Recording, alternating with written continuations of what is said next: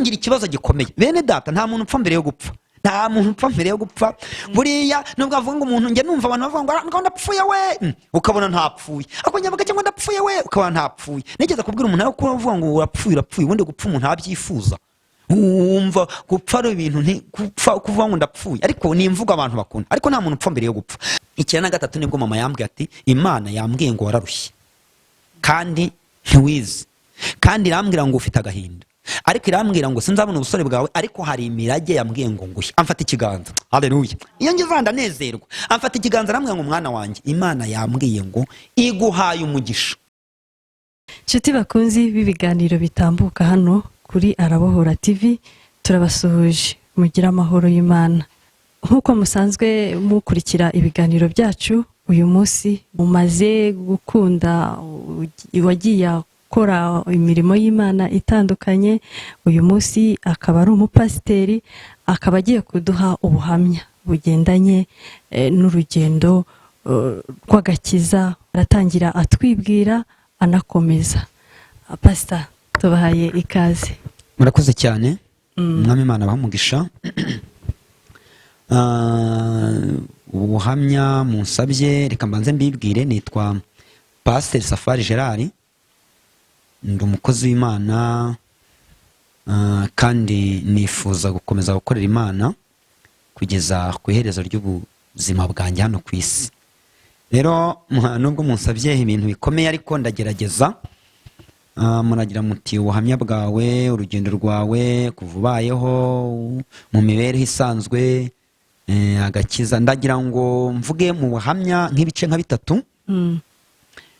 Hari ubuzima busanzwe icyo ni igice kimwe cy'ubuhamya umuntu abaho mu buzima busanzwe uko yabayeho uko yakuze ndakuze mfite umudamu n'abana ko byagenze ntuye muri Kigali nabyo ni ubuhamya mfite abana 5 n'umudamu nabwo ni ubuhamya ubwo ni ubuhamya bw'imibereho. Hanyuma hakaba n'igice cya 2 ubuhamya bw'agakiza nkeka ko ari nabwo dushaka cyane abantu benshi bagiye banasaba ndetse bakunda kugira amatsiko bamwe bagiye bumva nigisha mugendanye n'agakiza. Hanyuma ngira ngo wenda nibyo ariko nanone ikindi gice cya 3 ni igice kiba kitari cyahishurwa ariko kiri mu byo nifuza. Burya ubuhamya bubaho ariko umuntu akanagira n'ibyo yifuza uzize ko icyanyuma ni Yohana yaracyanditse yanditse mu butumwa bwe aravuga ngo yadusezeranyije isezerano rihoraho isezerano ni ubugingo buhoraho. Rero nitwa Safari Gerard nkuko nabivuze mfite umudamu n'abana 5 abahungu 4 n'umukobwa 1. Ubu mfite navutse ku itariki 23 z'ukwa mbere muri 77. Urumva imyaka maze kugira ntabwo ari mike ugejeje uyu munsi turi kumwe. Hanyuma mvukira urumva ibyerekezo byahoze byarahindutse ariko mvukira ahantu ubu ni mu ntara y'Amajyepfo mu karere ka Kamonyi. Icyo gihe hitwaga Mugina mu makomine ya kera ariko ubu ngubu ni mu karere ka Kamonyi mu murenge wa Nyamiyaga naho navukiye. Hanyuma ikintu cyanejeje cyane cyangwa se gituma ntangirira aho hantu n'ubundi agakiza nyirizina gasa nkaho gatangiraho nagira ubuntu bukomeye cyane. Mvuka mu rugo mama akijijwe ari umukristo ariko yari afite icyifuzo niko yambwiye. Urumva yabyaye umwana wa mbere amubyara umukobwa abyara wa kabiri abyara umukobwa abyara wa gatatu abyara umukobwa no agira icyifuzo rero cyo kubyara umuhungu. Urumva bari abakobwa aravuga ati Mana uzamfashe mbyara umuhungu. Birumvikana ababyeyi bose bagira icyifuzo cyane ko no muri iyo myaka kubyara umuhungu burya no mu Israel tubona ko umuhungu bakundaga kuvuga yuko umubyeyi yabaga abyaye umuhungu hari ibirori byakorwaga, ariko ibyo si byo nshatse kuvuga cyane. Ubundi abana ni bamwe, ariko we yagize icyo cyifuzo cyo kubyara umuhungu, uko ni icyifuzo cyo kugira ibitsina byombi cyane ko niyo bashingiye abantu babasabira kubyara hungu na kobwa cyane. Agira icyifuzo rero. Aho niwe urumva icyo gihe hari ahantu basengeraga hitwa ikiboga ku rugarika. Abantu bari barahavunnye cyangwa barahabyarije ubutumwa bwiza batorokaga za maheresho. Urumva nko muri za Gitarama nta handi hantu ntekereza, kereka wenda za Kareba nazo zaje kuza nyuma, ubwo wenda baba bahazi. Hanyuma agize icyo cyifuzo aza gutwara inda, arambyara, abyara umwana w'umuhungu, amashimwe araboneka, niko yambwiye. Ariko ngira ikibazo gikomeye, bene data, nta muntu upfa mbere yo gupfa.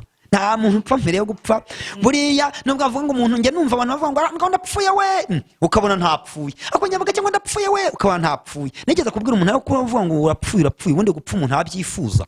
Wumva gupfa ari ibintu gupfa kuvuga ngo ndapfuye, ariko ni imvugo abantu bakunda. Ariko nta muntu upfa mbere yo gupfa. Hari igihe abantu, iyo mvuze ubuhamya, hari igihe abantu bababara, umuntu akababara agahura n'ibibazo ukagira ngo arapfuye ariko ntapfe. Aho rero naje kurwara iseru kivuka maze iminsi mike, yari ntabwo byari ngeze ku mwaka, ndwara iseru, anjyana kwa muganga. Hafi aho yambwiye ko yanjyanye ngo ku ivuriro ryari ahantu za Nyamiyaga ubwo. Hanyuma ngo agezeyo, iki gihe iseru yari icyorezo, abana benshi barapfaga. Noneho rero ngo umuganga arebye, areba mu jisho, arandeba, ngo anyurukije avuga atoya, heka umwana dore yitabye Imana. Kera bwo nta transfer, ibi ngibi byo bavuga ngo umuntu ba transfer bumva byari bikomeye, ariko simbizi. Ariko ngo bamubwiye ngo heka umwana dore yitabye Imana, jyana umwana dore ntiwabimenye. Ngo azana agahinda kanini. Aho rero niho mu mibereho yanjye njya ntangira, ngo yagiye yandyamisha ahantu mu kirambi, inzu za kera zagiraga ibirambi.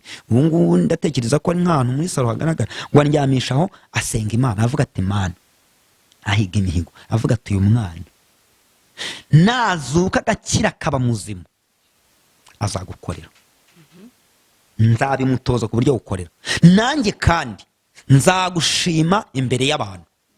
Avuga ati kandi nzagukorera. Ikintu cyanangaje rero nuko sinzi amasaha maze sinzi n'igihe yarambwiye ngo nanje guhembuka, ariko ngo abantu banahateranye bavuga bati n'umwana wawe kwa nakayitabye Imana.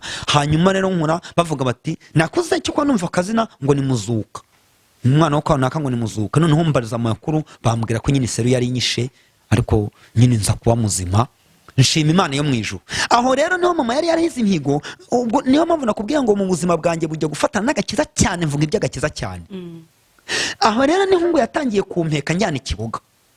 Rwa rugendo kuva za Mugina iki kiboga, rwa rugendo rurerure, kubera ko yahize umuhigo, ashima ngo ni Imana. Hanyuma rero ntangira aho ngaho muri Ecole Dimanche, nicaye numva ubutumwa. Ikintu cyantangaje rero nuko abantu banyigishaga icyo gihe baguye.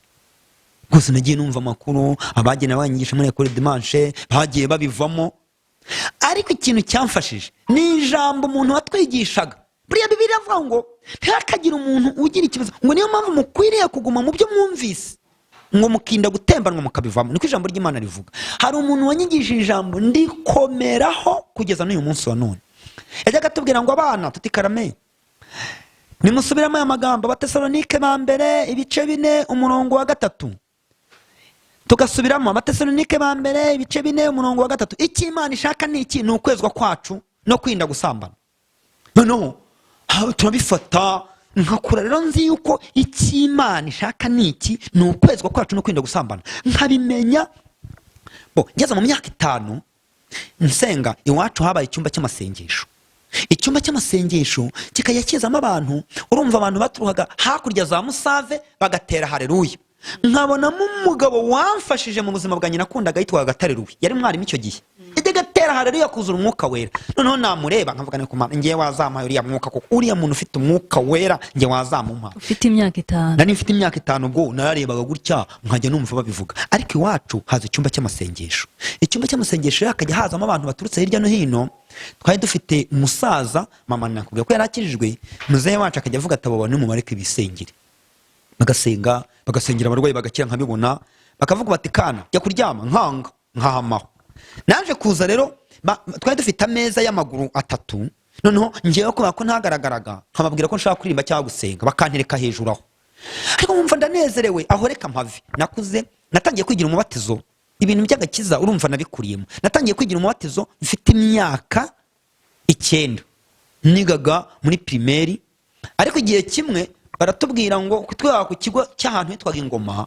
Icyo kigo rero ni mu murenge, ni mu kagari ka Ngoma, ni mu murenge wa Nyamiyaga. Noneho bakajya batubwira ngo tujye kwiga kwa padiri, ariko nagera kwa padiri nkabona abana twajyanye bose baratukana, hawe ko mutukana. Noneho nkagenda nkabwira mama, ariko batubwiye ngo kujya kwigira Eucharistia ni iki?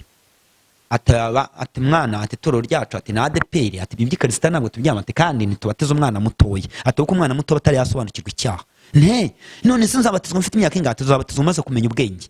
Mpita mvamo mpita nkaya ngenda. Noneho ngo no kubatizwa no kugira, ndavuga nti rero ngewe nzabatizwa maze kugira ubwenge, maze kumenya icyaha n'icyari. Nize imyaka 9 natangiye kwiga, niga imyaka 9, baravuga bati ntabwo uragira imyaka 12. Nize gatatu, ngize imyaka 10 ndiga, nshaka no kugira, ariko nakundaga kwiga cyane. Ubwo naje kugira imyaka 12 ndiga, ndabatizwa.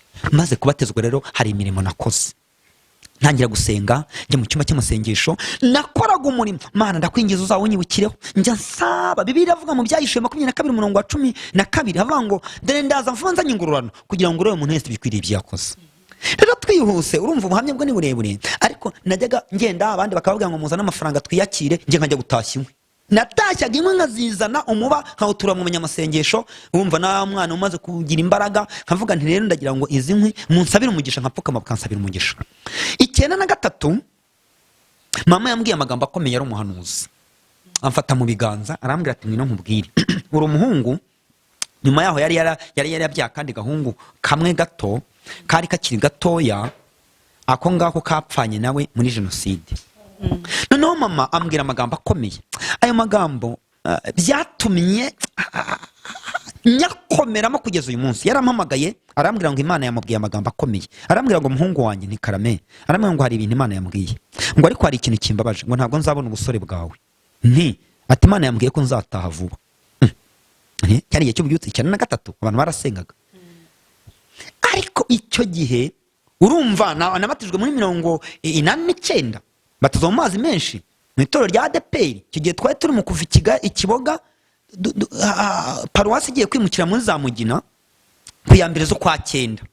Icyo gihe hari ububyutse ku buryo igihe abantu barabatizwaga. Ubwo narize ndabatizwa, hanyuma ntangira kuvuga ubutumwa. Urumva rero 90, 91, 93 nari umwana w'imyaka 17 w'umusore vuga ubutumwa. Ugeze heza ho umaze kubatizwa.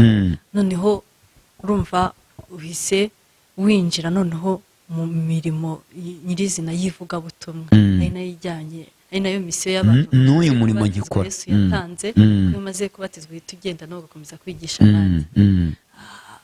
Abantu benshi gukizwa, ahangaha ndagira ngo ubisobanureho gato.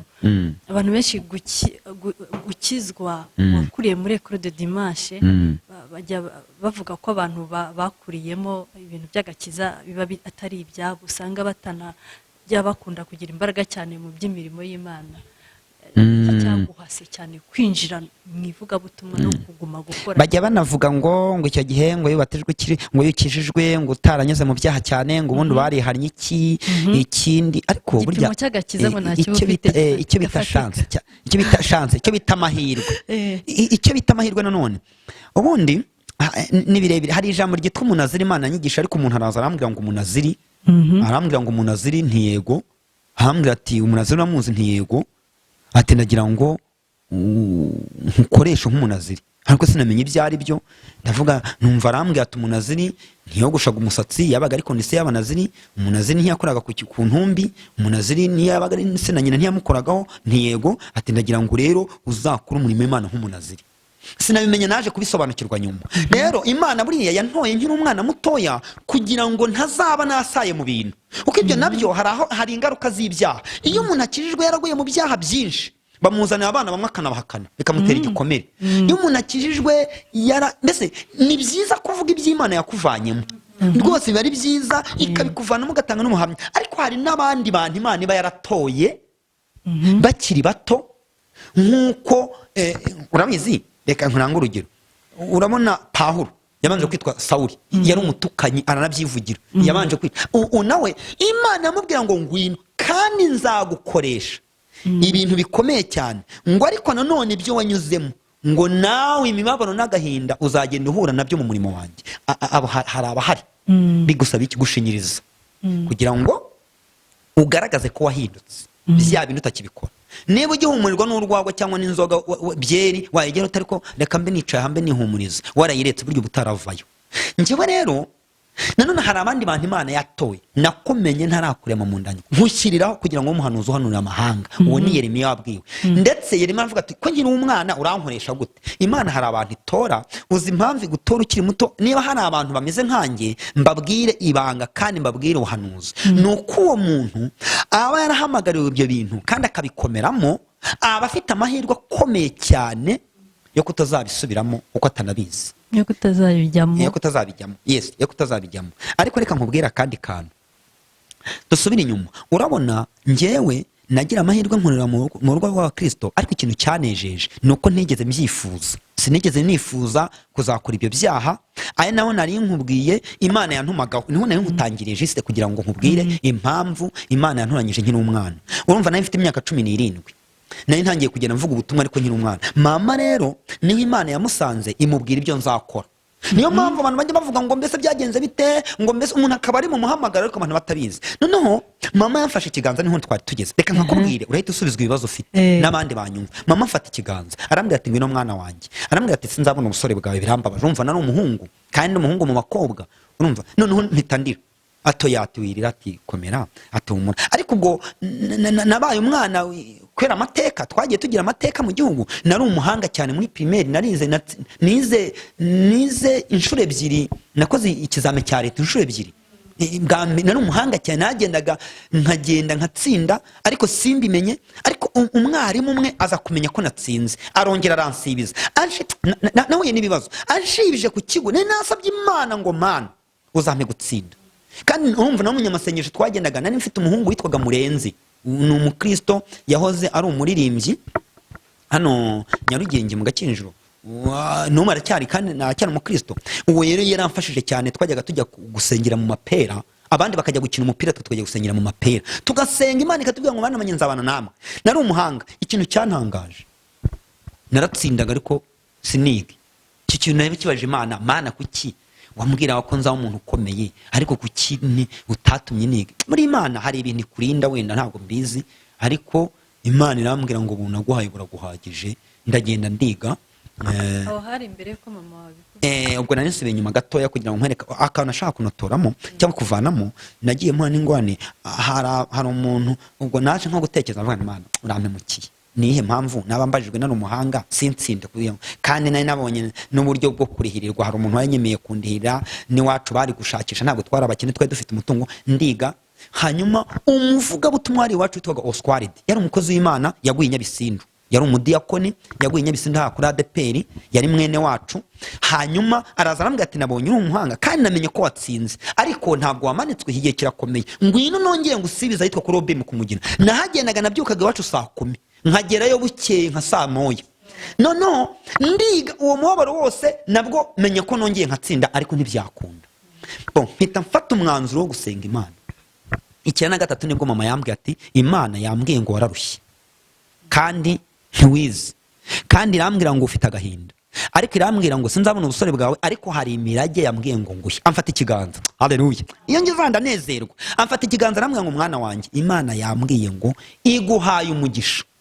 Buriya hari abantu benshi bajya bambaza amazina y'abana banjye. Mfite abana 5 niko nakubwiye.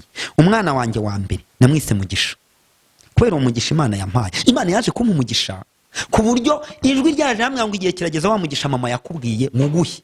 Mama we yakubwiye. Umwana wanjye wa mbere namwise Mugisha, uwa kabiri mwita Mfite umugisha, uwa gatatu mwita Umugisha, uwa kane mwita Umugisha, uwa gatanu namwise Mpano Shimiye.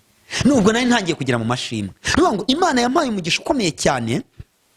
Hanyuma rero wari mukumbaza, reka wenda nsa nkaho mbitambuka mu bintu mama yambwiye, ari nawo murage ndimo. Uribuka ko yambwiye, nakubwiye ngo yarambwiye ngo mwana wanjye, hari ibintu Imana yambwiye ngo nkubwire. Amfata ikiganza arambwira ngo rero Imana yambwiye ngo izaguha umugisha. Umugisha nari nkuvuze kandi yarawumpaye. Ndi umukozi w'Imana, ntuye muri Kigali, mfite inzu yanjye, mfite imodoka, mfite agakiza, mfite ubuzima nta ndwara ndwaye ndabishimira Imana yo mu ijuru. Urumva hari uburyo umuntu aba afite ari mu manegeka, aba afite ibibazo, aba afite ingwane, ariko Imana yangiriye neza. Ikindi nta mutima uncira urubanza, nta dayimoni mfite, nta byabi bintangira, nta bazimu, nuzuye imbaraga z'Imana, mfite gakondo mu bwami bwo mu ijuru. Ndahamya Bibiliya iravuga ngo ujye uhagarara uvuga impamvu z'ibyiringiro byawe. Nta wankatiye, nta rukiko, nta kindi kintu, ngomba kuvuga imbaraga z'Imana kandi ntica gahunda. Umpaye ijambo ndarivuga, utarimpaye nta kibazo. Kandi umbwiye uti nkabona undeba nabi. Mama yambwiye ijambo rikomeye, arambwira ngo icya kabiri Imana yambwiye, nta muntu uzagirana ikibazo n'abantu. Reka mbabwire iryo jambo. Isi yose ndayisaba icyama ngo nshobora abantu ijambo baryumve. Mama ambwiye ijambo rikomeye ngo mwana wanjye, igihugu cy'u Rwanda kizaba kibi, n'isi yose ishobora kuba mbi, ariko umuntu uzirinde, uranyumva, uzirinde hatazagira umuntu mugirana ikibazo. Ambwira ijambo ryantangaje cyane, ijambo ryantangaje rivuga ngo mugire umwete wo kubana n'abantu bose amahoro n'uwo kwezwa, kuko uteje batazareba umwami Imana. Ni mu Maheburayo 12:14. Kuva icyo gihe niyo umuntu antutse ndamwihorera, ndavuga nti buriya yaramakanya ibitutsi. Bayamukana igihe umuntu aramukana ibitutsi agatukana, ariko nta muntu utukana iminsi 2 yikurikiranye cyangwa 3, burya bishiramo. Arambwira ati mwana wanjye uzirinde. Ikindi umuntu ashobora kuguhitaho ukamusuza hakwihorera, ukongera ukamusuza hakwihorera, ntuzagirana ikibazo nawe.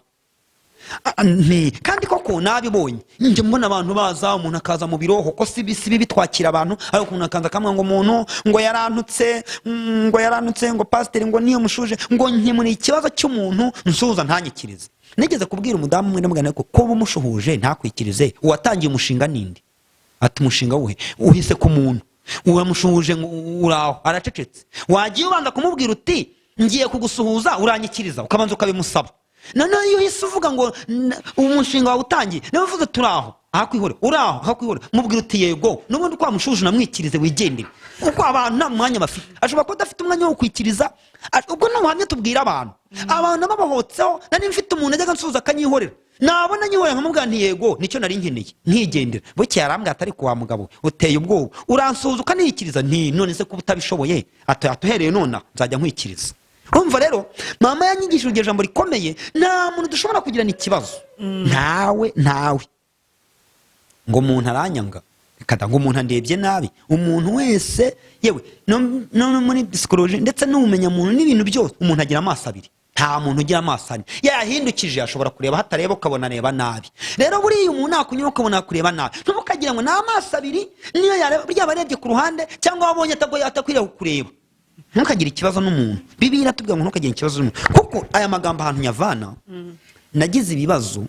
Ubu mama amaze kumbwira iryo jambo, yambwira irindi jambo rya gatatu, arambwira ngo kandi igihe kizagera ujye mu mujyi wa Kigali.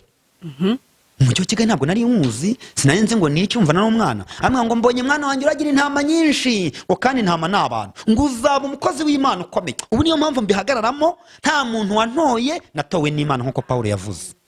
Hanyuma rero arambwira ngo ngaho genda, ngo ari kuzirinda. Ambwira irindi jambo, arambwira ngo uzakorera Imana, akifashe ikiganza, ambwira ngo uzakorera Imana kugeza upfuye.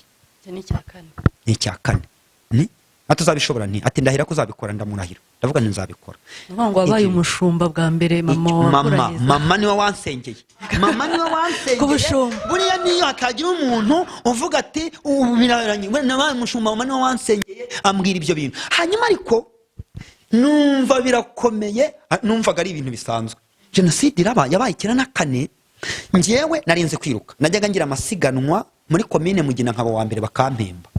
Noneho abantu birutse, ubwo abantu biruka ku musozi nge ndiruka. Ntumbaze mama yaje gupfa, ntabwo nzi naho yaguye, n'ubu ntiwahambaza cyo ko abantu benshi baguye ku Mugina namushyinguye, ndetse n'uwo mwana n'abandi. Ikibazo naje kugira rero, naje kugenda korera Imana. Tuma muri Kabgayi napfuye inshuro enye. Urazumva? Nyagupfa. Ega nakubwiye muri nigeze kukubwirira umuntu upfa mbere yo gupfa ugira ngo nungukina. Napfuye inshuro bwa mbere. Wapfuye ufite iseru. Bwa mbere. Eka ibyiseru ubwo nabivuyeho, ntabwo nari nzi ubwenge. Burya ibintu byabaye utazi ubwenge urabivuga tambuka, ariko ibyo byo byabaye mfite ubwenge. Ngewe nagiye mva ku Mugina niruka iminsi 2 igera ngeze igitaramo nari nzi gusoma, urumva nubwo ntagira ubuntu bwo gukomeza kwiga ariko nari nzi gusoma, ariko ubu narize korona yabaye ndi muri kaminuza ya teoloji, narize byumvikana ko Imana bwo n'ubundi buhamye. Ariko reka nkubwira ako kantu, Imana igitabara umuntu idakoresheje abantu, itabara umuntu. Naragiye ngeze mbona ahantu handitse ADPR Nyabisindu. Nyabisindu njyayo, nari mfite umuvandimwe umupasiteri wari ufite mushiki wanjye witwaga Siriyaki, amfata mu kiganza ambwira ati Safa ati mbonye twebwe tugenda tujya mu ijuru, ati ariko mbonye wowe utajya mu ijuru ahubwo mbona ufite mikoro. Ati none atanga Imana yatubwiye ko ariho tuzamukira. Ati bene data, ati radio imaze kuvuga ngo iradiyo igihe yavanga abantu nibihishure ngo nta kibazo. Ati radio imaze kuvuga ngo abantu bava mu bihuru, ati ariko twebwe Imana yavuze ngo tujye mu ijuru. Sinzi ko yarabibonye. Hanyuma arambwira ati wowe rero igenda nyura ahangaha ukurikira abandi dere barimo guhungira ahantu bitaga Senide. Hanyuma rero barapfuye, nta numwe wanasigaye, abasigaye aho nge nagiye muri Senide. No ngeze mu nzira umuntu afata uwo imbere yanjye aramwica, nanjye aramfata ambwira ati ndakwica. Ati ndakwica. Nta kibazo. Ati kundeba cyane ndakureba nyine. Ngize gutanye. Cyo ufite imyaka ingahe? Nari mfite imyaka 17 ubwo muri jenoside, ubwo cyagiye yambwiraga cyane gatatu mfite imyaka 16. Mbona biramuyobinda ndagenda. Urwo rupfumba ndarusimbutse. Ariko none upfunyirize nicyo bita inzara. Inzara nageze ndareba, noneho ngeze aho numva ngiye gupfa ndiryamira. Ndavuga ni Mana n'umundi nta kibazo, niba ari umuntu apfa, ariko nta muntu upfa mbere yo gupfa. Ndaryama, ariko mbona gupfira aho ngaho hanze ntabwo biruye. Harinze abagore bajyaga bajyamo bagapfiramo. Umuntu wabuzi mu mujyi Gitarama ahantu habaga Senide hari ikizu hirya, abadamu bajyaga bafite n'abana bagapfiramo, nanjye ndagenda nisesekamo. Ariko nkaba nahunganya agatenge ka mama nkakenyeye. Burya nta muntu upfa mbere yo gupfa, tuzakorera Imana.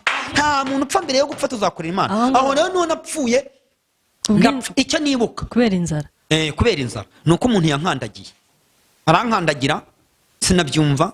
Ariko haza kuza umuntu, yari umuntu wacu yitwaga Vedasti, yari umusore twari tuziranye, agenda areba nyine abantu bapfuye ko harimo n'abandi bantu yamenya, ariko ashobora kuba yaramenye ko ndimo. Arandeba ariko aranyoberwa kuko na gasore karekare gato gakenyeye igitenge, kuko ubwo twakinyiraga ibitenge kuko abahungu barabashakishaga ngo babice. Twakinyiraga ibitenge rero kugira ngo batamenya ko turi abahungu, bamenye wena ko ari umugore wena umuntu azapfe iminsi yigiyeyo. None n'ikindi cya kabiri cyatumaga nkenyera igitenge nuko abadamu bahaga agakoma. Hari abazungu bazanaga akantu k'agakoma bakakabaramiza, noneho kugira ngo napfe. Noneho rero ahantu Imana yamubanye akandagiye sinabyumva. Noneho ndebye avuga ati ni Safara aranyegura, agira ngo ni uburwayi, ntiyamenya ko ari inzara. Anjyana kwa muganga harugura mpetse mu mugongo, angejeje y'abaganga baramubwira bati ngo jyana. Baramubwira ngo jyana. Sinzi nuko abantu bari barabaye, Imana izababarire, baragakizwa. Ngo jyana ngo uyu ngo ntabwo twamuvura. Ntabwo twamuvura. Aranjyana, hanyuma ngejeje ahantu aragenda akoroga, ansabira akantu k'inkeke. Hari umuntu wari urimo kurya utujumba arakanyakira. Ngatamiye rero urwo ndi rupfu rero, noneho ngatamiye gahagarara ndapfa ndarerembura. Numva aravuze ngo birarangiye, aranyorosa. Ngiye kubana mbona umuntu amagaze imbere, namanaga ari nka marayika akoraha karamanuka, ndongera ndareba ndiruhutsa. Noneho numva umuntu ambwiye ngo humura, ngo nakubwiye ko uzankorera. Rero ngeze aha ndanezerwa numva nuzuye umwuka wera. Wibuka ko nari nabatijwe umwuka wera? Ntabwo nabikubwiye, nabatijwe umwuka wera muri ya myaka tubatizwa mu mazi menshi, twari abana tubatizwa umwuka wera. Navuga mu rurimi rushya kandi n'ubu ndacyavuga mu ndimi nshya. No kuvuga ngo njye mbona abantu bata ibintu bagata umwanya, dukwiriye gukorera Imana tutareba ku bantu. Urwo si urupfu rwa kabiri, urupfu rwa gatatu. Urupfu rwa gatatu ndavuga impfu nabonye. Nagiye kuvoma hapfo k'amazuru, hari umugezi, mbona abantu barapfuye, mbona nanjye ndapfuye. Ndavuga nari ko ngiye kwaka amazi yo kunywa. Ndagenda ngezeyo nsanga hari intumbi wazigezagayo gutya ukazigezayo kugira ngo uvome amazi. Ariko numva ijwi ramwe ngo wirebamo. Urabona iyo umuntu avoma areba hasi.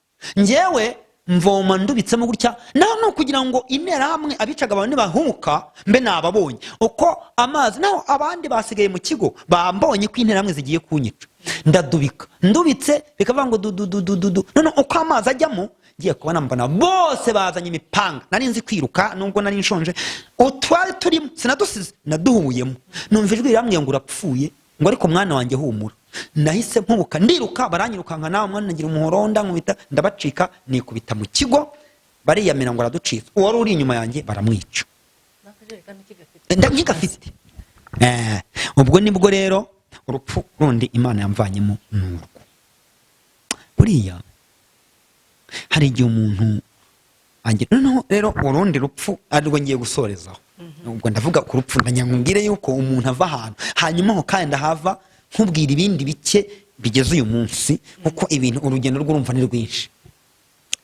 Iyo tubwira abantu batwumva hari igihe abantu bavuga ngo uriya arakiri ubundi ukwiye gukizwa ukavayo gufata ugafata gukizwa nabi ni ibintu biri nk'aba muririmbyi. Noneho urundi rupfu rero ni ahantu abantu bamfashe baramfata umva cyari igihe banyinjiza mu kizu ikizu aho nyankunda no kuhavuga abantu benshi iyo bankurikiye mu ijambo ry'Imana banyinjiza mu kizu urabona ikizu abantu ntabwo bari barimo noneho ndakibona mbona bafite ibicumu mbona bafite ibiti mbona bafite ibintu byose bagiye kunyica. Noneho numva umuntu arambwiye ati rero ugiye gupfa birarangiye ugiye gupfa birarangiye none ndagira ngo nkubwire ko ugiye gupfa. Urwo ni rwo rupfu rwa nyuma rwantangaje. Imana igikiza Imana igikiza abantu baravuga ngo nakijijwe ngo abantu ngo babimvanamo ngo kandi ngo abantu ntabwo burya nta gakiza umuntu aba afite ngo nakijwe. Aho nibwo nabonye umuntu uzi ko Bibiliya yajyaga ivuga ngo wiringira umwana w'umuntu avumwe. Noneho ndebye mbona nta muntu ariko badufata turi babiri umwe amukubita mu nguni bamukubita mu nguni baravugana ngo buretse turamwica ngo tujye gushaka abandi begekaho ndimo numva ndapfuye numva Satani amwe ngo ubwo ntupfuye uzi ko Satani yasanze Yoba akavuga ngo hakana Imana wipfire. Numvise iryo jwi ngo ubwo ntupfuye ngo ubwo ntupfuye ndapfuye nyivuga ngo ndapfuye numva umwuka wera nawe araje. Imana ishima. Uzi ko buriya hari abantu babiri batugenza. Hari ijambo nasomye ryanditse mu Baheburayo rivuga ngo mbese abamarayika si imyuka iyikorera itumwa mu isi kurinda abazaragwa agakiza. Uzi ko burya tuba dufite abamarayika baduproteje. Umwamarayika numva ijwi rimbwira ngo ntacyo baturakurinze. Haleluya. Noneho ngiye kumva numva indirimbo z'amazamuka nuzura umwuka wera. Ko nuzuye umwuka wera nkumva ndazamutse. Buriya kuzura umwuka wera abantu bavuga umwuka wera buriya ni ikigisho kwa cywenda nitubona umwanya tuzabiganira ariko hari ikibita umwuka wera akaba n'icyo bita imbaraga z'umwuka wera akaba n'icyo bita impano z'umwuka wera akaba n'icyo bita imbuto z'umwuka wera noneho akaba n'icyo bita kuzura umwuka wera. Abantu benshi ikimenyetso barakigira ati akumva yarabatijwe nta kibazo ndawufite bati umuntu wuzuye umwuka wera ndawufite ariko ntabwo ba yarawuzuye. Ushobora kuzura umwuka wera ukawumva no mu matwi. Kuzura umwuka wera wagenda bavuga muri tagisi bati turapfuye ukavuga uti Imana yaraduhamagaye. Bavuga bati corona uti twiringiye Imana. Bavuga hari n'abantu bajya bavunga agapfukamunwa ngo ni ibibazo ngo n'ibiki byose iyo wiringiye Imana yo mu ijuru ukiringiye Imana ishobora byose wiringira Imana kandi ukubahiriza n'amabwiriza yose usabwa zaba inzego iziguyobora iziri munsi yawe icyo zigusaba icyo ari cyo cyose. Niba bakubwiye bati iki ni icyaha niyo wawe utagiye mu rusengero uba ukwiye kubyubahiriza. Buriya rero icyo nari mbikubwiye muri iyo nguni nyine muri iyo nguni urumva hari amabwiriza ko abatutsi bagomba gupfa. Sinarinze ngo ni ibiki ariko ngiye ndavuga nti iby'abatutsi sinabijyamo iby'abahutu sinabijyamo ikibona ngo ngiye gupfa none ngiye kwitegura ukuntu ngenda. Mundi burya ntabwo umuntu ategurwa nundi ntibakakubeshye ngo vuga ijambo rya Miyango bwana we mu mamboni ngo ni mu musabire ndabyumva ukwizera abantu bose bagira ukwizera bagatera amazi bagasabira abapfe nta kibazo imyizerere ya buri muntu wese ariko burya uruhare rwa mbere ni umuntu agihumeka. Ndavuga ni Imana ndumva nta cyaha mfite ndakwizeye wantabara nkasubira mu isi nkajya gukorera niko nahize nuntabara nzagukorera ariko nabwo nutanabara unyakire njya mu ijuru. Numva umuntu arampamagaye arambwira ngo ngwino. Haleluya. Ngwino mpita nzamuka nuzura umwuka wera mpita mbona ijambo njya nkunda kuvuga riri mu Baheburayo 13:6 rivango nicyo gituma tuvuga dushize ubwoba tuti Uwiteka n'umutabazi wanjye sinzatinya umuntu yabasha kuntwara iki. Akirivuga nitera hejuru mpita mbwira wa muntu nibagiwe izina rye yararimbwiye nyuma ariko sinkiryibuka sinzi niba kinariho mpita mubwira Imana yadutabaye ngo bagiye kutwica ngo Imana yadutabaye ngo waravuga Imana ngo Imana se nk'ivu Imana yadutabaye ngo ya ariko disi burya umupfarira ku muzima uzi ko Imana yadutabaye nawe agatabaruka umuzimarira ku munyaga. Abantu baraje basanga nuzura umwuka wera ndi mu birere ndavuga indimi ndahanura ndi mu birere abandi bati nimuze murebe, barandeba bati si uyu muntu arasaze, bareba wundi mu nguni bati se uyu muntu, bati niko, bati bigenze bite, ndi muri haleluya, ndi muri Mana wakoze, ndi muri Mana wantabaye, ndi muri Mana uzaturengera, ndi muri Mana ugize neza, nkuko Stefano yapfuye. Urwo rupfu nirwo nangara, nirwo rutuma nzakorera Imana kugeza ngiye. Mbona ba bantu rero baje biruka, baravuganye, mbona bazanye imodoka, baravuga ngo uyu muntu ntabwo wapfa kumwica, ntiwamenye ibyo ari byo. Nibwo banyurije imodoka itangenda, ngiye kubona mbona ngeze Gitarama, aho niho nakiriye. Imana ishimwe. Izo mpfu reka nzihagarike. Reka ngere rero, sinzi icyo wari ugiye kumbaza, ariko kugakiza hari ibintu bibiri bikomeye kugakiza kugira ngo ngere uyu munsi nkikarimo. Nababwiye ko ubundi uretse ko ibiganza by'abakuru bandamitseho babonye ko ndi wo kwizerwa, nakoreye Imana. Niyo mpamvu ntabwo wanshuka ngo mpinike ikijerekani cy'amavuta. Ngewe nkurikije ukuntu natangiye gukorera Imana, nagize ikijerekani cy'amavuta kunshuka ngo ubundi hari ibintu bitayorwa. Hari abantu bajya baza ukabona umuntu akwitambitse imbere. Nayoboye icyumba cy'amasengesho iwacu ho mvuka, iwacu cya cyumba nigeze kukubwira cyambe. Maze kugaruka jenoside irangiye, abantu bagaruye ubuzima, nzengurutse ndetse hirya no hino ngarutse, Imana yandindiye mu bintu byinshi. Nakoze umurimo w'Imana hirya no hino, nakoze umurimo w'Imana mu gisirikare, nakoze umurimo w'Imana hirya, nakoze umurimo w'Imana mu bantu. Buri nagiye mvuga ubutumwa, ariko ngarutse ngeze iwacu nyirizina nayoboye cya cyumba, nkiyobora imyaka 9. Aho niho nshaka cyane. Uyu ubwo ufite bya bintu bine wagombaga gukora Imana yaguhaye ushaka gukora. Hari abantu babona ni nk'inshingano Imana yari guhaye uzakora, mama wawe nyine abari bubikubwira mbere. Hari abantu Imana ihereza amasezerano, nzaguha umugisha, bya bindi byose, noneho bakahita bashaka kwita bayajyamo. Duherezeho gato gutegereza icyo Imana yakuvuzeho. Urumva turacyari mu rugendo rw'agakiza, noneho warakijijwe, wuzuye umwuka wera, ndetse Imana yagukijije impfu zagaragaraga nk'izishaka kurogoya umugambi wayo kuri wowe, irazikuraho kugira ngo ukomeze. Jenoside irarangiye, ukomeje ubutumwa bwiza, ariko ufite amasezerano ugomba Imana yaguhaye. Ni gute wategereje kuzagera hahandi? Ese wari uzi ukuri ko bakubwiye kuyobora intama ngo uhite umenya ngo ni intama zihe? Urakoze rero. Aho ngewe urumva byagejeje 96 ku itariki ya 1 z'ukwa 3, ariko mbere gato 26 z'ukwa 2 nibwo ijwi ryansanze. Ngiye nkora ibintu burya iravuga, Imana dukorera iravuga. Ijwi riransanga, nuzuye umwuka wera, nuzuye umwuka, ijwi riramubwira ngo ngiye gukoresha. Ariko umva nari nkiri umusore muto, ijwi riramubwira ngo ngiye gukoresha. Hanyuma nibwo umupasiteri twabanaga ahantu yitwa Mugina, umupasiteri acyariho yitwa Muhirwa, niwe waje arambwira ati twagutoranyije ngo uyobore iki cyumba cyahoze ari ivuga butumwa hariya hafi y'iwanyu. Ntabwo nari mbizi, bampa kuyobora icyumba. Iki cyumba narakiyoboye kuva 96 kugeza muri 2002. Ubwo ni imyaka 7. Yes, ni imyaka 7 nibyo. Hanyuma nkiyoboye nk'umuntu bagihaye ndakiyobora. Ntabwo rero wagiye ngo ugifate ngo nawe mfite. Buriya ni no kuzamuka ku nshingano y'abakuru. Ikindi icyo gihe icyumba ukuntu byanakorwaga twatozaga abantu, ariko nanone ukagaragara nk'umuntu uciye munsi kandi ugaca bugufi. Nubwo nari nzi ko Imana, nubwo navuga ngo umushumba, ariko ubwo numvaga nageraga ku kintu nkumva ni Imana yavuze. Ntabwo natekerezaga ibindi by'inyuma. Numva ikintu Imana yavuze, Imana nkanashima n'Imana, nashimye n'Imana. Imana mwambwiye ko nzakora Imana. Hari umukecuru yitwaga Mukandanga Valeria, twari duturanye, ubu yitabye Imana, ari umukristo mwiza, yarampanuriye. Arambwira ati mbonye Imana uragira ahantu yunga mu ryamama, mbonye Imana uyagira ubwoko bw'Imana ahantu mu mujyi, uyagira abantu benshi cyane. Atariko nabonaga ari nk'intamushoreye. Nabimenye nyuma. Hanyuma nyuma noneho nza kuryama rero, nkubwire uko amasezerano agiye asohora. Ubwo ndayoboye nta kibazo, nza kuba umuririmbyi, nabaye umuririmbyi, nyobora korali, memo hariya aho navukaga, ndetse n'aha mu mujyi nayoboye korali, nabaye umuririmbyi imyaka igera muri 17 rwose, uko umva kuva icyo kera, kuko naje guhagarika uburirimbyi nabaye mwarimu uwo munsi.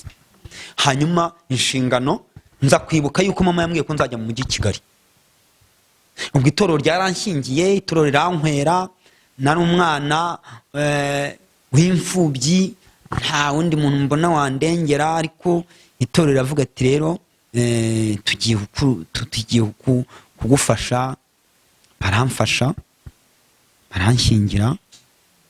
Bamaze kunshingira, ubwo urumva n'umuntu yagiraga atya kumva nk'imiryango, akagira atya kumva nk'umuntu mu muryango aha, ahantu tugenda tunababona. Nanone kandi tugenda tubona n'abantu badukunda. Turi mu rugendo rw'agakiza. Itorero dusobanurire nk'urubyiruko rugukurikiye, rukijijwe, rwavutse rukijijwe. Itorero ryaragiye rigushakira umugeni riramukuzanira, cyangwa ni wowe warebye umugeni? Nari nshatse kugaragaza ko ryamfashije mu buryo urabona aho ngaho. Mbere yuko ari gushyingira rero tubwireho gatoya, ubwo twari tukivuga uburyo wageze wagiye ujya mu by'umurimo w'Imana, utugaragarije ko iyo winjiragamo wahitaga ugira ngo ni ibyo, hanyuma Imana ikagenda ikwereka n'ibindi byinshi. Noneho uri umusore ugiye gushaka, turacyari mu rugendo rw'agakiza, byakugendekeye bite? Ubu rero buriya niyo mpamvu nigeze nko kuba dutangirangira ubuhamya bukomeye. Ubwo icyo nari nkisimbutse, kuko ni ikintu nacyo cyambayeho kandi gikomeye, kizatuma ntagwa ntasubira inyuma rwose. Icyo cyo kizatuma ntagwa. Rero urumva nari umusore ukorera Imana, atangiye gukorera Imana nkiri umusore. Ibi by'abakobwa, ibi byo kugira sinigeze, oya, nanavugaga n'ubutumwa nubwo nyuma yakora, ariko naje kugira ikibazo gikomeye mu buryo bwo kubona umudamu. Ari nayo mpamvu ubu nshima Imana, kuko nigeze kuba ahantu mu rugo rumwe rw'umuntu, ariko bakajya barwana, ari umugabo n'umugore, barwana bwacya bakajya gusenga. Noneho bintera igikomere, nabona bari mu rusengero, nabona kandi barwana, nkabona nta muntu umwe, mu gitondo nkabona ntawe bimenye, nkabona barakora umurimo w'Imana. Bintera igikomere, bituma mvuga nti Mana, uzampe umuntu ukubaha, ugukorera kandi ukijijwe. Icyo nakibwiye Imana, napfukama. Ibyo ni ibyifuzo byose nabihagaritse, ndavuga nti wangiriye neza, sinkipfuye, uramfasha. Najyaga icyifuzo cyo kwiga, ariko nkanabanza kubwira Imana nti Mana, uzamfashe umuntu ukijijwe. Byarangoye kumushyikira. Nyuma nkisaba, urumva mama, ariko ngira igikomere cya mama. Simenye aho yaguye, simenye iki, abandi bagashyingura ngiye igikomere, ariko njya gusenga. Ndakubaza Imana, ndashaka kumena niba abantu basenga bakamenya ahantu umuntu ari, ndagiye kubigusaba. Nta muntu urambwira, ndasenga. Ubwo ndagira nkwereka ubwo buzima bw'urubyiruko wambajije, ndashaka kurambagiza. Ntangiye kureba abandi barambwira bati dore umwana wenyine ikora umurimo w'Imana, ariko unafite n'umudamu. Hari abarwana, hari aho uba bari kurwana. Aho naje no kugira ikibazo gikomeye, kuko abana b'imfubyi barabubakiraga amazu, kandi nta nzu nari mfite, kandi iwacu bari barayishenye. Hanyuma ngira ikibazo, hanyuma ngira indi ngorane. Rero umuntu antiza inzu, avuga ati naje kubona hagati aho naje gutekereza, ndavuga nabitekereza, ndavuga nako kurambagiza nta nzu ntabwo byemewe. Umuntu aza kumbwira ati amenye icyifuzo cyanjye, antiza inzu. Antije inzu, nahuye n'ibibazo. Njya kurambagiza, ngiye kurambagiza, nkabona umukobwa ngira nk'abantu 10. Ndavuga nti Mana, nindambagiza umukobwa turirimbana, nkamwanga cyangwa kanyanga, sinzasubira muri korali. Kandi burya bibaho, burya umvuga utari ko yanyangiye iki. Avana ko se ngiye kurambagiza umuntu umwe, sinamubwiye, ariko numvise ko yabwiye umuntu ngo uriya muntu ni umukene. Ntabwo nari nzi ko umuntu ari umukene w'ubukwe bupfa. Noneho ati ni umukene, ariko mbimenye, ndavuga nti reka mbanza nsenga Imana. Buriya njya nkunda kubivuga, ntabwo wasenga gusa, ariko nawe ntiwanagenda gusa. Ugomba gusenga, ukanarambagiza, ukanakunda. Kuko burya sinavuga ngo nkubone ngo mpita mvuga ngo uriya n'umukobwa mwiza, ngo ariko ngomba gukunda, nkamenya nyina, nkamenya se, niba bafite, niba atabafite, nkamenya ayo mashuri, nkamenya niba nta nayafite, kugira ngo nazabimenya nyuma twarabanye tukabana nabi. Ngomba kubimenya. N'abatwumva kugira ngo kurambagiza niki, ubundi bavuga ko ari ukumenyana, gukomezanya. Noneho iyo umenya umuntu ntabwo biba bihagije ngo uhite uvuga.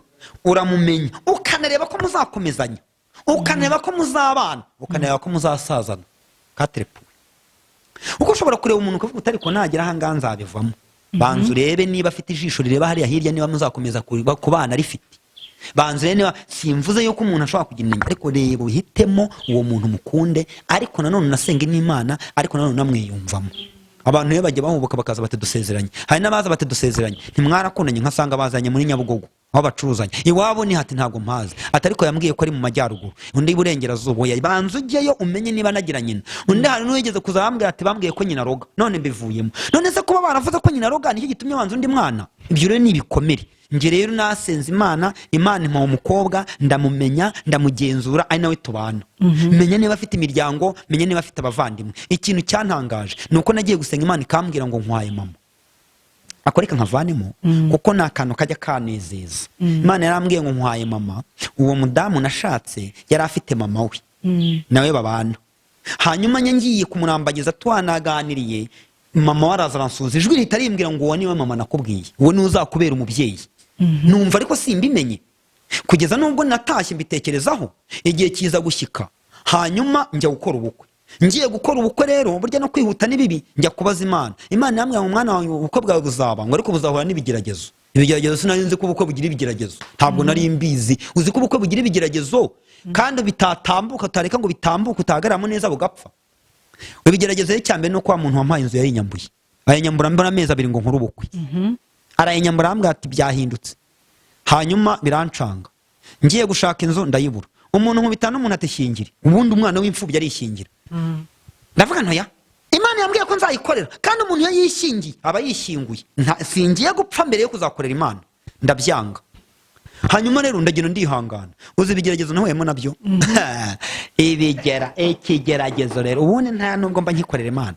Uzi ko nagiye ubukwe bugahagarara, hanyuma bugahagarara nkajya gutangira kubaka, nkajya gusaba ikibanza.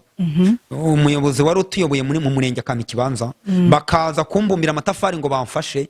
Amatafari abandi bakayitwarira, nkatangira kubaka inzu.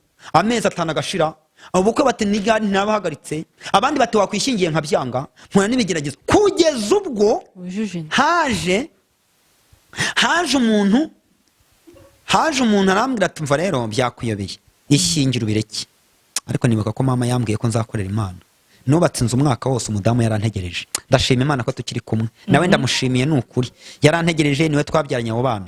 Hanyuma ryajamo Imana yambwiye ngo impaye mama, wa mukecuru nahise muvana aho ngaho nawe yaracumbitse, nta nzu yarakabona. Hanyuma mpita mujyana, nubatse inzu twabayemo, nubaka n'indi ya kabiri zikurikirana. Abantu baratangana, zubaka ndazirangiza, mbona gukora ubukwe. Maze gukora ubukwe rero numva birarangiye. Imana irambwira ngo, iransanga ninje irambwira ngo mama nagutumyeho umuhanuzi mama wawe, akubwira ko uzajya i Kigali ari uzakorera Imana, none genda. Umaze kuzuza ukoze n'ubukwe byose n'umukwe maze kubukora. Gutura i Kigali ryari isezerano rya 3, ryari isezerano rya 3. Ariko none ikibazo ahantu kiri, nta mafaranga mfite, nta i Kigali simpazi. Ubwo byari bigeze ubwo, kandi nakoze ubukwe 19 muri 2 nibwo Imana yambwiye. Ndyamye nijoro Imana irambwira ngo rero impamba ngiye kuyiguha. Narashakishije, nari mfite igare, Imana irambwira ngo n'inkimwe, nari mfite igare n'inkimwe. Umuntu wese agira aho ahera, twatuvuta. Imana irambwira ngo fatiriya nkuyigurishe, ufate nariya gare ugende. Nagurishije inka ivanamo 150 nurira igare. Ndazanye i Kigali, njya Nyakabanda hariya. Uza ku igare i Kigali? Nza ku igare i Kigali, ndaza ndacuruza. Nyakabanda ntabwo nkunda kubivuga cyane, ariko ndashimira Imana yo mu ijuru. Ntangira gucuruza ibyo kuyobora icyumba. Navaga hariya, ntabwo nigeze nyisezera. Reka nkaba nishe gahunda. Nayo Imana yambwiye i Kigali, ariko sinabimenya. Ndavuga nti Kigali sinabishobora, nta muyobozi wa Kigali. Nkajya mva hariya n'igare ryanjye nkasubira kuyobora icyumba. Nabikoze amezi 5. Ubi Kigali narazaga na korari, nayoboraga korari, nyobora n'icyumba. Noneho nkaza ngiye kubera ko Kigali nahageze mbona ntibyashoboka. Isezerano Imana yambwiye ibya mama yambwiye n'iby'Imana byashoboka se. Reka ntabwo byakunda. Ubu Kigali nayobora nk'aba Nyakabanda, nkareba urusengero, nkareba abapasiteri bambaye amakote, nanjye nareba n'igare ryanjye, ntabwo byashoboka. Ariko iyo Imana yavuze ikintu iragisohoza. Nkajya nsubira rero nyangare nkavuga ni Imana yambwiye mu cyaro, nkajya kuyobora icyumba. Uko amezi 5 arangiye, umushumba yanyoboraga yarantumiye, arambwira ati wagiye i Kigali twarabimenye. Ati rero buriya igumira i Kigali. Twabitangaje ko ugomba kuguma i Kigali, icyumba tukagiha undi muntu niho uzakorera Imana. Naje ntangiriye aho ngaho ngegera i Kigali mpamaze ukwezi, umwaka umwe. Bahise bambwira ngo ninyobora icyumba cyane yitwa Kanyonyomba. Kanyonyomba ni hariya hafi mu Gatsata. Nakiyoboye amezi 9, imyaka 9. Nakiyoboye Kanyonyomba, icyumba nakiyoboye, abantu bose barakizi. Aho niho nabereye umudiyakoni, niho nabereye umwarimu, mpava ndi umupasiteri. Nakiyoboye kiza no kubyara umudugudu, nyuma bagabanyije imidugudu, abakristo basubira ha mu Gatsata. Aho niho nakoreye Imana. Hanyuma urugendo rwo gukorera Imana, reka mbabwira utuntu gato nasoza no gusoza kuri risezerano ryo gukorera Imana mu mujyi wa Kigali. Soko n'ahandi umuntu atayikorera. Ariko nyine ntabwo nabitekerezaga, sinabitekerezaga. Reka ngewe naje nkorera Imana, umva naje ncuruza. Rya gare ryaje guhinduka imwe imodoka, imwe, ebyiri, eshatu. Nkorera perime, nakoreye perime inshuro 5. Bageze no guhapolisi bavuga bati batowa muntu araje. Natwaraga imodoka ariko demarage kansinda. Nabonaga abantu ngo bajya gutereta oya. N'abantu nzakorera perime nzayitangaza imbere y'itoro ko Imana yampaye diplome ya perime. Ubwo nibwo rero natekereje kujya kwiga. Njya kwiga ETD, ya mashuri yatangiye kuza ha Kimihurura. Aho waramaje kubona perime. Perime none imaze kuyibona. Ndimo gushakisha, Imana yambwiye gukira. Wa mugisha Imana yambwiye. Ubwo namaze kugira abana babiri. Ubwo niga ETD Kimihurura ndayirangiza, haza Institut Biblique Ibeki ndayiga nayo ndayirangiza. Hanyuma baza njya kumva numva barambwiye, ubwo na mu diyakoni ndakumva numva bambwiye ngo banturanyije mbo mwarimu. Nibwo nabaye umwarimu hariya mu Gatsata, nkora umurimo w'Imana. Igihe kiza kugera baravuga ngo banturanyije ngo mbe pasiteri. Mba pasiteri, urumva nakoreye umurimo w'Imana mu Gatsata, nakoreye Imana umurimo w'Imana hirya hatandukanye muri Kigali. N'ubu niho nyikorera umurimo w'Imana. Nta gahunda mfite yo kubihindura. N'iyi si yahinduka, Bibiliya ivuga ngo naho ijambo ryahinduka. Nta gahunda mfite. Urugendo rwanjye rero rw'agakiza mu ncamake n'urwo. Ariko ikintu ngiye kukubwira, wamugisha nawe ubonye. No, Imana yaje kumbwira ngo mwana wanjye dore bakwambuye inzu. Nigeze kubikubwira ukuntu wanyambuye inzu nkajya kubaka. Imana irambwira ndi kugikwa hejuru ndimo kubaka ya nzu yanjye. Irambwira ngo humura, nzaguha inzu mu mujyi wa Kigali. Naje kugira amazu menshi. Ruguru y'umuhanda ndubaka, barayaza mu Gatsata, munsi y'umuhanda ndubaka. Ubuntu yahariya ku muhanda Karuru umuzamuka Kabuye, niho inzu yangira hafi aho ngaho rwose, haruguru ya Rumuni niho ntuye. Ariko byari mu buryo bw'Imana yambwiye. Ubwo rero ntabwo nigeze nkodesha n'umunsi umwe mu mujyi wa Kigali.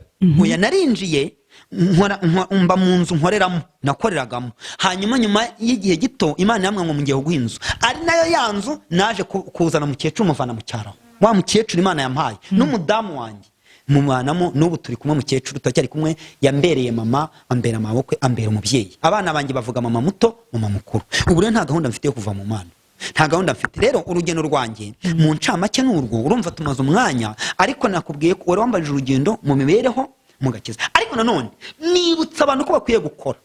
Nicyo kibazo ubona abantu biruka mu bihuru gusa, akagenda ati Imana yavuze ko izatugira neza. Yakugira neza se gute? Bibiliya ivuga ngo nimuvuga ko abakiranutsi bazagubwa neza, ko bazatungwa n'imirimo y'amaboko yabo. Yesaya 3:10 ni ugukora. Kandi ndashima Imana ya perime kubwira Imana yihesha agaciro. Imana impa imodoka ndetse 2, irangije impamazu, irangije ndi umukozi w'Imana, ndakorera Imana. Abana banye nataje agakiza bose barabatijwe uko ari 4. Ako gato niko katari kabatizwa, barabatizwa mu itorero ryacu rya ADP, bakora umurimo w'Imana.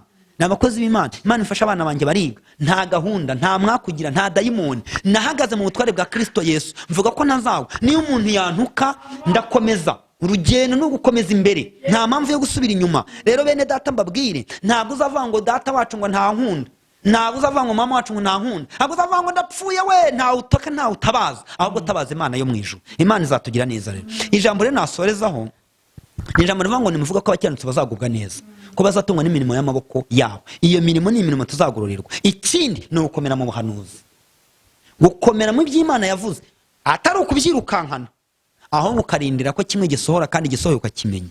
Rero sinzi niba hari ibindi bibazo wambaza, ariko ubu ndacyakorera Imana, ndacyari umupasitori, kandi nta gahunda mfite yo kubireka. Kandi niyo umuntu yavuga wabingize we, ashobora kuvuga ati ndabona birangiye. Birashoboka. Cyangwa nagira mu gihugu runaka, cyangwa nagira mu bihe runaka, wenda bikaba ngombwa yuko bavuga bati ahangaha ntukora, ahangaha ntuhayobora, ntabwo mbizi. Ariko nanone ndibuka neza yuko Imana yambwiye ko nzayikorera kugeza mpfuye ku iherezo. Nkabiragwa na mama niwe wansengeye amfasha mu kiganza, arambwira ati mu butware bw'umubyeyi nkusabiye umugisha. Iyo nshingano ndayigendamo, ariko nta gahunda. Ikindi nitwara neza, nkibuka ko igihugu cyambyaye nkagikorera, kandi nzi neza yuko imirimo y'Imana ningera imbere nzayigororerwa. Ikindi ngwiza imirimo kugira ngo nzabashe kugororerwa. Rero nibyo mu ncamake, nagira ngo niba hari ikindi mumbaza mwambaza, tweho yanjye niyo, ariko icyo nsorejeho nuko nifuza kuzabona Imana. Murakoze cyane, turabashimiye. Reka tunashimire abakunzi b'ibiganiro bya Arabohora TV. Twizere ko ubuhamya bwa Pasiteri Safari Leonard hari aho bubakura, Safari Gerard hari aho bubakuye naho bubagejeje. Abantu benshi bajya bibwira ko ubuhamya, umuntu adashobora kugira ubuhamya bugendanye n'agakiza yarahereye ari umwana. Abantu benshi bazi ko ubuhamya ari bya bindi bikomeye abantu bajya bavuga baciyemo hanyuma Imana ikabibakuramo, ariko hari n'ubuhamya bw'abakozi b'Imana Imana yarinze bakiri batoya bakaba bagejeje uyu munsi bakiri mu gakiza. Nabwo n'ubuhamya mwe mwari mudukurikiye mukwiriye kwigiramo mu buryo bwose. Ntabwo umuntu akizwa ngo agumemo yirunduriremo ntajye mu mirimo yindi muteza imbere, bituma utukisha izina ry'Imana iyo utagiye mu bice byose bigusa by'ubuzima. Ni byiza rero ko wowe warudukurikiye urushaho kunguka ndetse no kwita ku by'Imana ishaka mu buzima bwawe. Reka tubashimire, mukomeze kuryoherwa n'ibiganiro bya Arabohora TV. Wenda hari abajya bakinira nimero 0788 50 10 67 0788501067. Ni ukujya inama, ni ukomera mu byizerwa kugira ngo tuzabashe kubona Imana kandi tuzabashe kujya mu bwami bwo mu ijuru. Imana ibaho umugisha cyane. Murakoze.